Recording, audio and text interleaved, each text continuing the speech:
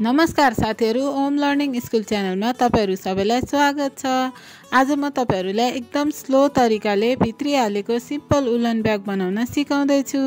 भिडियोलाई सुरुदेखि अन्तिमसम्म हेरिदिनु होला र च्यानलमा नयाँ हुनुहुन्छ भने च्यानललाई सब्स्क्राइब गर्न नभुल्नु होला। ल आजको भिडियोतर्फ जाउँ है त। ब्याग बनाउनको लागि हामीले यो 5 कलरको धागा युज गरेको छौं र यो कुरुस युज गरेको छु मैले 2.5 mm को। तपाईले 3.5 को सम्मको युज गर्नु भए पनि हुन्छ, फरक पर्दैन। ब्याग बनाउन चाहिँ हामीलाई सबैभन्दा पहिला सानो सानो स्क्वायर पार्ट्सहरु चाहिन्छ। स्क्वायर पार्ट्स बनाउनको लागि सर्वप्रथम म यो धागोबाट स्टार्टिङ गर्दै छु। हेर्न सक्नुहुन्छ।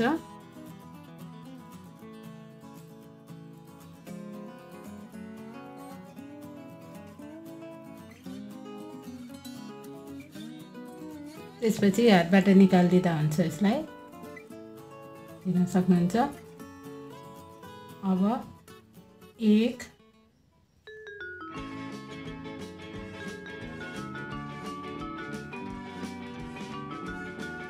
2 3 गरेर यस्तै लाइनिङमा 12 वटा लिन्छु। अब यसरी 12 वटा यस्तो लाइनिङहरु लिइसकेपछि हामीले योबाट चाहिँ यसलाई टाइट गर्दिन सक्छौं। त्यसको लागि चाहिँ पहिला यो साइड तान्ने अनि त्यसपछिबाट चाहिँ यो साइड लिएर त्यसलाई तान्ने अनि फेरि हामीले यो लामो लुपलाई तान्ने।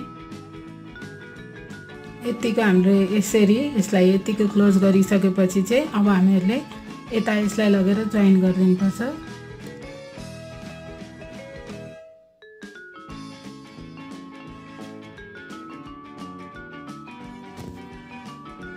यो पार्ट्समा लगेर हामीले यसलाई जोइन गर्दिने यसरी।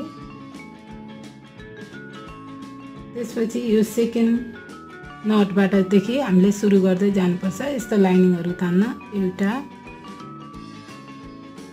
2 3 यसरी एउटा नटबाट एउटा लाइन तानेर हाम्रो टोटल 12 वटा लाइन हुन्छ, किनभने हामीले सुरुमा नै 12 वटा तानेको छौं।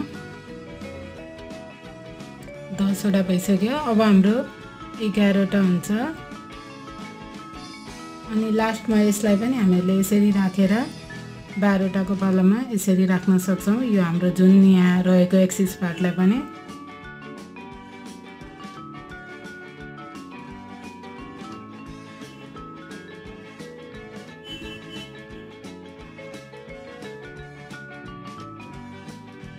यसरी 12 वटा भन्छ। 12 वटा भइसकेपछि एउटा नट यसरी लिने र हाम्रो यो रहेको पार्टलाई अब हामीले काट्दिदा पनि हुन्छ।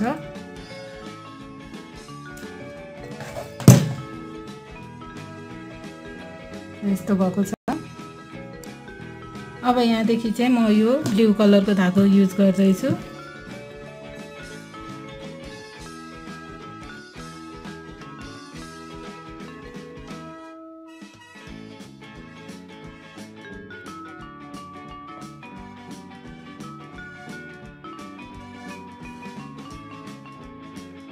यति भइसकेपछि म फेरि एउटा नट यसरी लिन्छु यसलाई।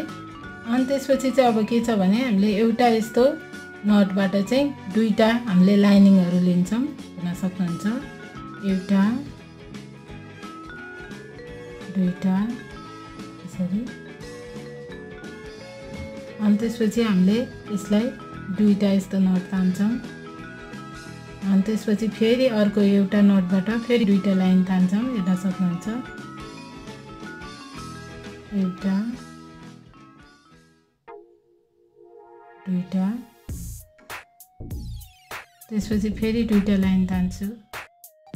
अनि त्यसपछि हामीले एउटा लाइन यस्तो पिङ्कको एउटा लाइन छोड्दै फेरि अर्को नटबाट दुईटा लाइन दिने। त्यसपछि दुईटा नट फेरि 1 2 फेरि एउटा पिङ्क कलरको लाइनिङ छोड्ने अनि नटबाट फेरि दुईटा लाइनिङ लिने। 1 2 फेरि दुईटा यस्तो नट तान्ने। त्यस्तै अनि पिङ्क कलरको एउटा लाइनिङ छोडेर फेरि अर्को नटबाट फेरि दुईटा लाइन तान्ने। 1 2 फेरि दुईटा नट एउटा दुईटा यसरी चाहिँ हामीहरुले अब एउटा लाइनिङ एउटा यस्तो नटबाट दुईटा लाइनिङ तान्दै दुईटा नट तान्दै र एउटा यस्तो पिंकको छोड्दै गरेर यो पनि हाम्रो टोटल 12 वटा हुन्छ एउटा दुईटा तीनटा चारवटा भइसकेको छ यस्तै लाइनिङहरु 12 वटा हुन्छ हाम्रो यहाँसम्म जाँदा हेर्न सक्नुहुन्छ मैले 11 वटा यस्तो लाइनिङहरु लिइसकेको छु हेर्न सक्नुहुन्छ यहाँ एउटा दुईटा तीनटा चारवटा पाँचवटा छवटा सातवटा आठवटा नौवटा 10 वटा 11 वटा अब हाम्रो लास्ट रहेको छ 12 वटा यहाँनिर हाम्रो 12 वटा हुन्छ यहाँ पनि दुईटा लाइनिङ यस्तै गरी दुईटा लाइनिङ पछि दुईटा नट हाम्रो अब यति गरिसकेपछि चाहिँ म यो कलरको धागो जोइन गर्दै छु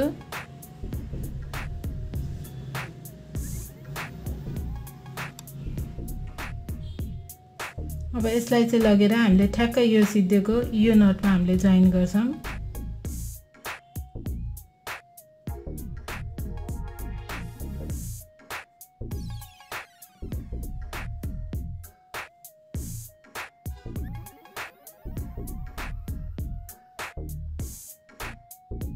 यसलाई पनि तानेर टाइट गर्दिने टाइट भयो भने राम्रो देखिन्छ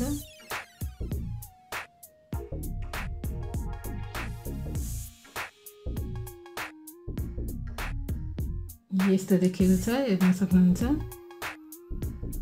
अब त्यसपछि हामीहरुले ब्लू कलरको धागोलाई पनि काट्दिन सक्छौं अब चाहिँ हामीहरुले यसलाई एउटा नट अर्को लिनुस् त्यस्तो गरी चाहिँ अब चाहिँ हामीहरुले यो हामीले दुईटा नट लिएर छोडेको थियौं नि दुईटा नट्सबाट तीनटा लाइनिङ तान्छौं एउटा दुईटा तीनटा लाइनिङ तान्छौं यसरी अनि त्यसपछि दुईटा यस्तो नट एउटा दुईटा नट फेरि अब तीनटा लाइनिङ एउटा दुईटा तीनटा लाइनिङ तान्यौं अब दुईटा नट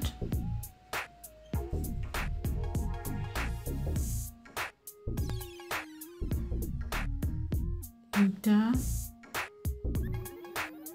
दुईटा तीनटा लाइनिङ दुईटा यस्तो नट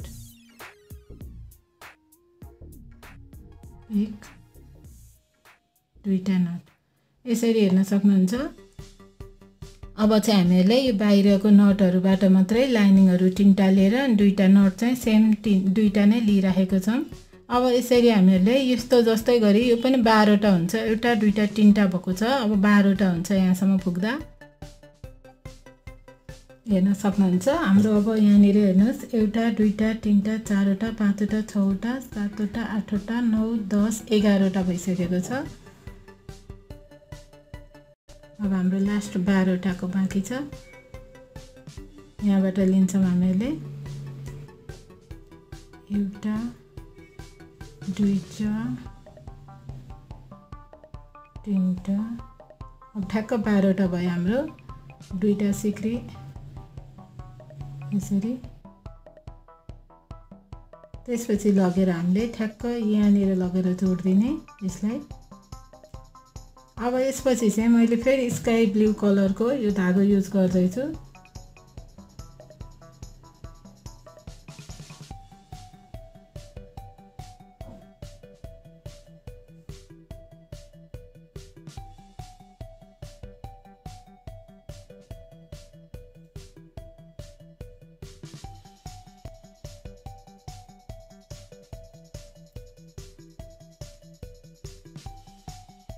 अब यो कलरको धागोलाई काट्दिदा हुन्छ हामीले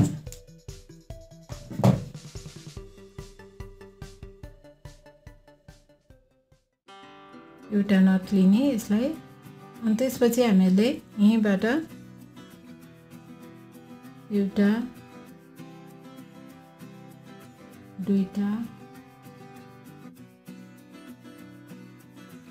तीनटा लिने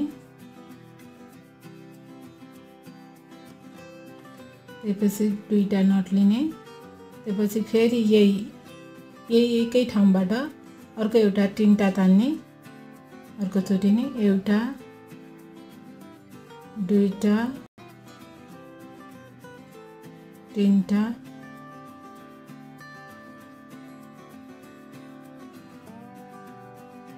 तीनटा तानिसकेपछि फेरि यसरी दुईटा लाइन तान्ने अनि त्यसपछिबाट यस्तोबाट हेर्न सक्नुहुन्छ हामीले सिक्रीबाट गरेको ठाउँबाट यहाँबाट तीनटा तान्ने एउटा दुईटा तीनटा त्यसपछि दुईटा फेरि नट तान्ने त्यसपछि यहाँनिर फेरि तीनटा तान्ने लाइनिङहरु एउटा दुईटा तीनटा त्यसपछि दुईटा नट लिने फेरि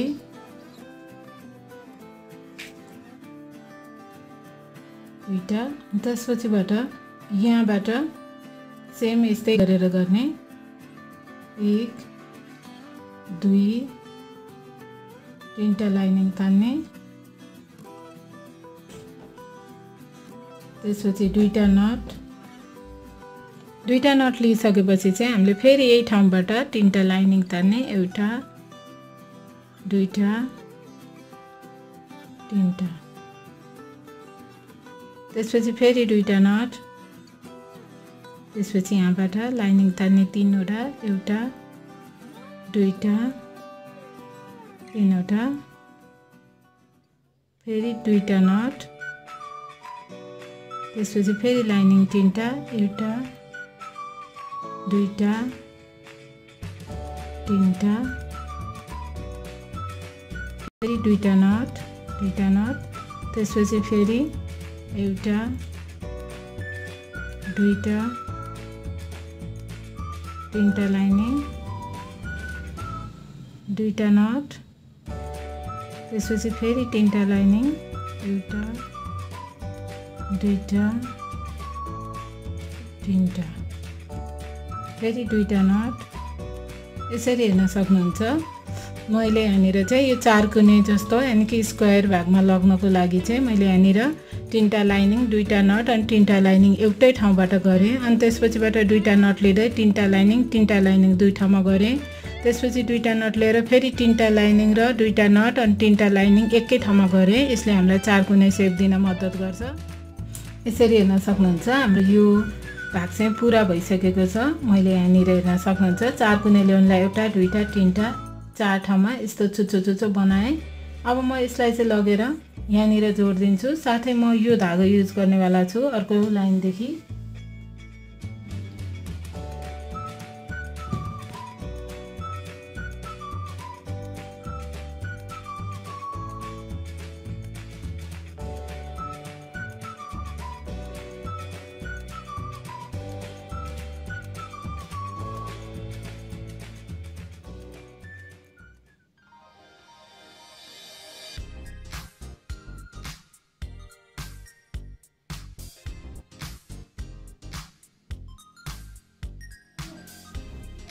अब त्यसपछि हामीले यो लाइनमा गरेको जस्तै सेम हेर्न सक्नुहुन्छ अब यो हामीले जुन सिक्री लिएका थियौं यहाँ तीनटा लाइनिङ लिएर यो सिक्रीबाट हामीले फेरि सेम यस्तै गर्ने एउटा दुईटा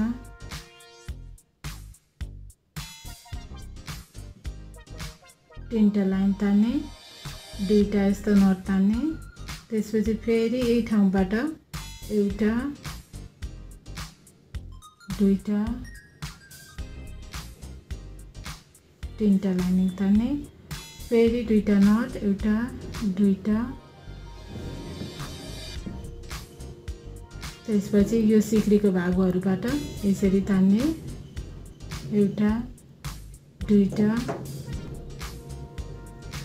तीनटा लाइन फेरि दुईटा नट एउटा दुईटा त्यसपछि फेरि यहाँ तीनटा लाइन एउटा दुईटा तीनटा त्यसपछि दुईटा सिक्री त्यसपछि यहाँ फेरि तीनटा लाइन एउटा दुईटा तीनटा हेर्न सक्नुहुन्छ यहाँनिर यस्तो दुईटा थियो भने यहाँ आएर एउटा लाइन बढ्छ। यसरी हाम्रो ठुलो हुँदै जान्छ यो स्क्वायरको सेप। एउटा दुईटा तीनटा लाइनिङ, फेरि एउटा दुईटा नट, त्यसपछि फेरि तीनटा लाइनिङ यहीबाट एउटा दुईटा तीनटा, फेरि दुईटा नट, दुईटा दुईटा तीनटा लाइनिङ, एउटा दुईटा नट। हेर्न सक्नुहुन्छ है। सेम यस्तै गरेर यो एक साइड पुरा भयो भने अब यो अर्को साइड 1 2 3टा साइड पनि मैले यस्तै गरेर सेम यस्तै प्याटर्नमा हामीले गर्छौं। हेर्न सक्नुहुन्छ मैले सेम त्यस्तै गरेर यहाँसम्म बनाइसकेको छु एउटै प्याटर्नमा। अब त्यसपछि म यसलाई यहाँनिर जोइन गर्दिन्छु टक्कै यहाँनिर।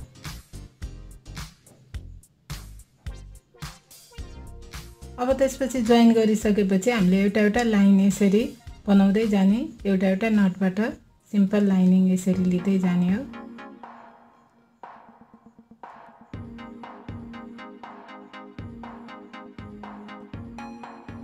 यसरी सबैतिरबाट यस्तो देखिएको नटबाट एउटा लाइनिङ यसरी सिधा सिधा लिँदै जाने।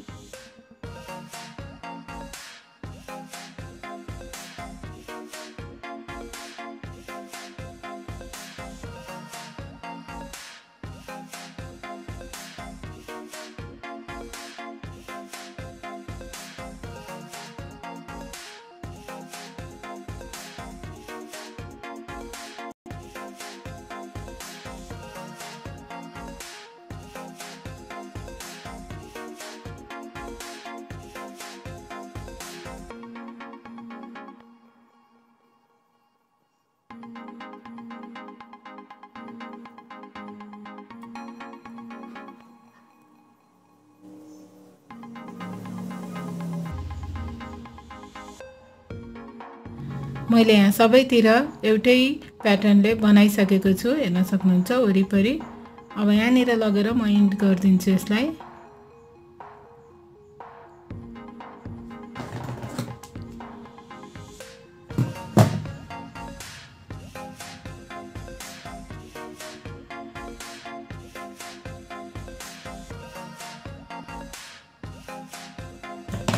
यसरी इन्ड गरिदिन सक्छौं र यो धागो पनि म काट्दिन्छु यसलाई।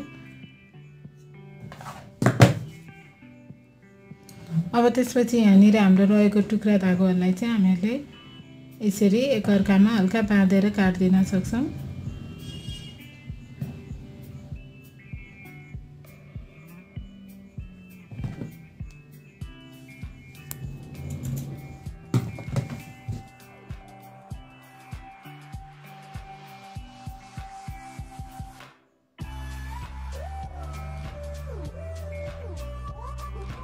हामीहरूले चाहिँ यसमा भित्री हाल्न पर्ने भएको भएर यहाँनिर हल्का रफ भयो भने केही फरक पर्दैन। त्यही भएर मैले चाहिँ यसरी यस्तो गर्दै थोरै थोरै राख्दै काट्दिदै छु।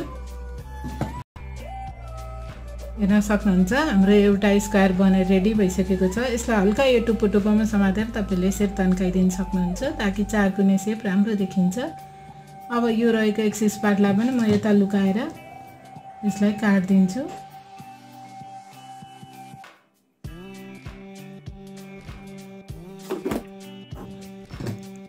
हेर्न सक्नुहुन्छ साथीहरु, मैले 9 वटा स्क्वायरहरु बनाएर रेडी गरिसकेको छु, त्यो पनि एउटै प्याटर्नमा।